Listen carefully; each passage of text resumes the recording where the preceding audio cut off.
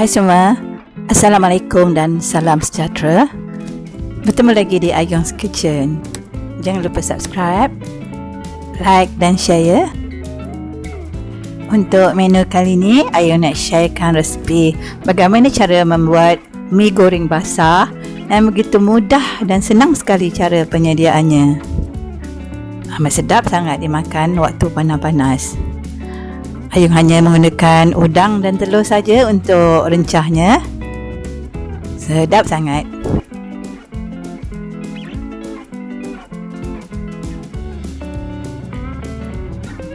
Jom kita mula buat. Bahan-bahan yang diperlukan: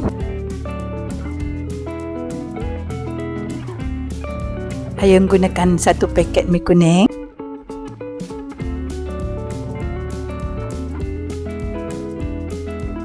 lebih kurang 400 gram udang yang Ayung telah bersihkan belah belakang dan lombor dengan sedikit garam dan gula, 1 biji telur,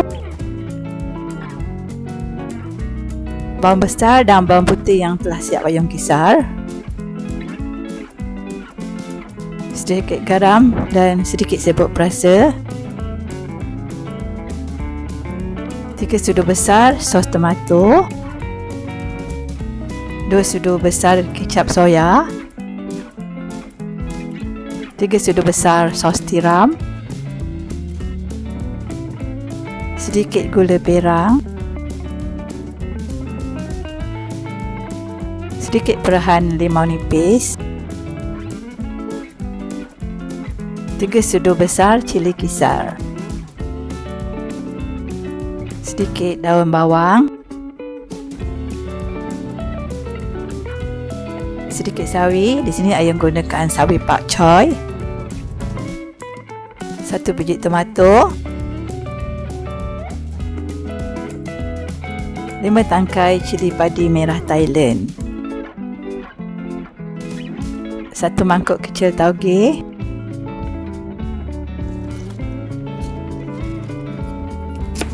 sawi Ayung potong kecil,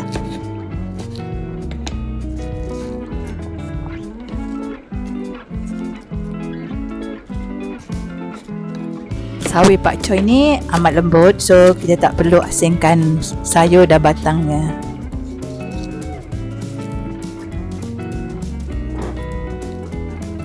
Daun bawang Ayung potong kecil.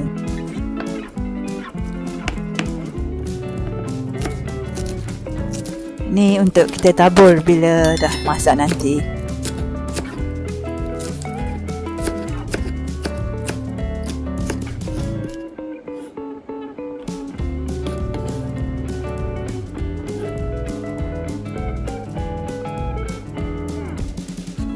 Tomato kita potong kecil.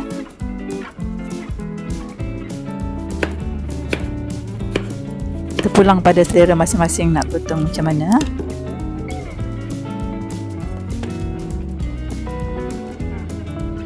Cili padi merah Thailand Ayung buang tangkai dan ketuk saja.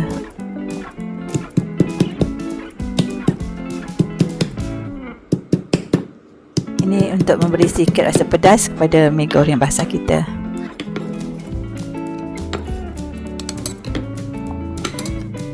Jom kita mula masak. Cili kisar Ayung tumis dengan sedikit minyak. Tumis hingga naik bau dan betul-betul garing.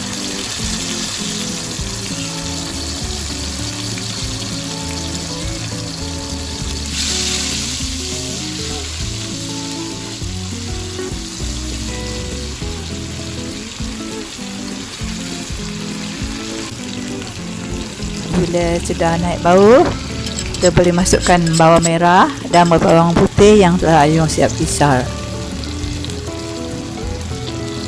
Ini bersamaan dengan 3 ulas bawang putih dan setengah biji bawang merah. Kemudian boleh masukkan air secukupnya. Ayung masukkan anggaran 300 ml air sebab ni untuk buat bersih mi goreng basah. Kemudian kita boleh masukkan sos tiram,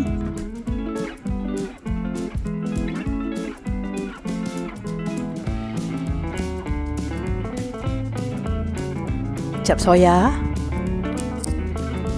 Di sini ayah gunakan kicap soya manis.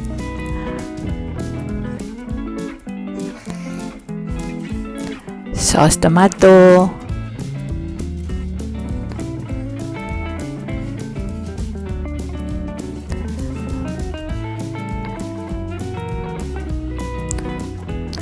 Sedikit gula perang.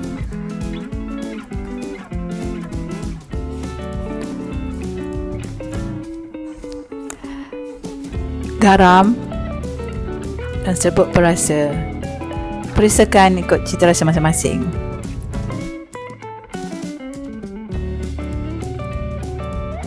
Kemudian boleh perahkan air limau nipis ke dalamnya. Ini untuk memberikan keseimbangan rasa pada masakan kita.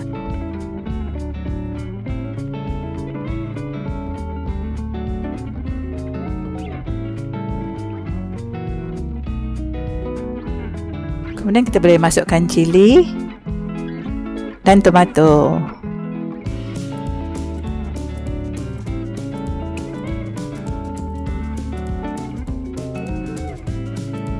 Apabila mendidih, kita boleh masukkan udang. Kemudian pecahkan telur dan kacau rata.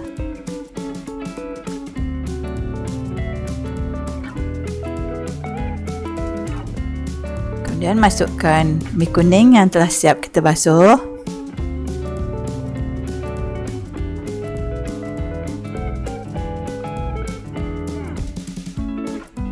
Masukkan sawi.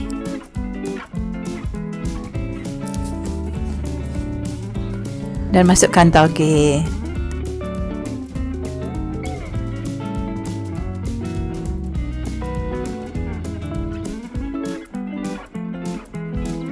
Kacau rata.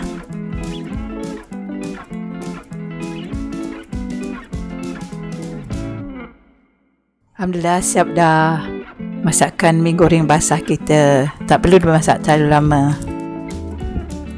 Siap untuk dihidangkan.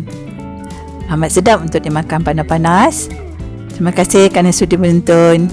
Selamat berjumpa ya, dan sehingga bertemu di video akan datang. Assalamualaikum warahmatullahi wabarakatuh.